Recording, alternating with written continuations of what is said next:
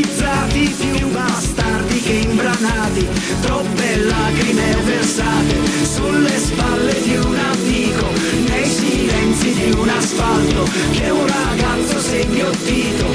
È una corsa disperata, siamo freddi e distaccati, ma che stronza questa vita che ci scappa tra le dita. C'è bisogno di una svolta, di qualcuno che ci ascolta, di qualcosa che ci avverta che una porta è ancora aperta. Signore, ti prego, ascoltaci almeno tu e non permettere più che tanti giorni a primavera non arrivino fino a sera. Signore, ti prego, puoi farlo soltanto tu e non permettere più che cibo sia l'indifferenza e sono un'anima senza essenza, non permetterlo più. Oh no, non permetterlo più.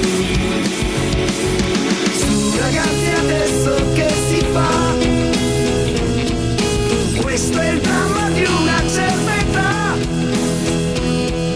Una cucchia ed una sigaretta ed il tempo passa un po' più in fretta. Io una mezza idea ce l'avrei, una corsa sulla 106, ma è la nausea, un forte mal di testa. Che cosa ti hanno dato a quella festa?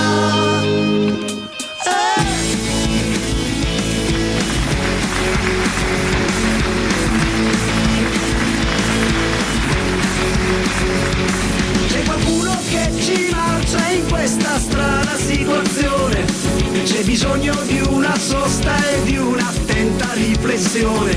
Troppe lacrime versate sulle spalle di un amico, ma il ragazzo che è volato qualcun altro l'ha aiutato. È una corsa disperata, siamo soli e circondati, ma che stronza questa vita che ci scappa fra le dita. Siamo stanchi di stranezze, c'è bisogno di certezze, mai nessuno che ci avverta di una porta ancora aperta.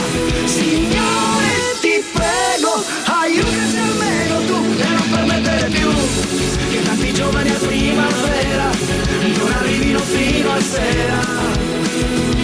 Signore, ti prego, puoi farlo soltanto tu e non permettere più che il cibo sia l'indifferenza e sono un'anima senza essenza, non permettere più. Oh no, e non permettere più. Oh no, non permettere più.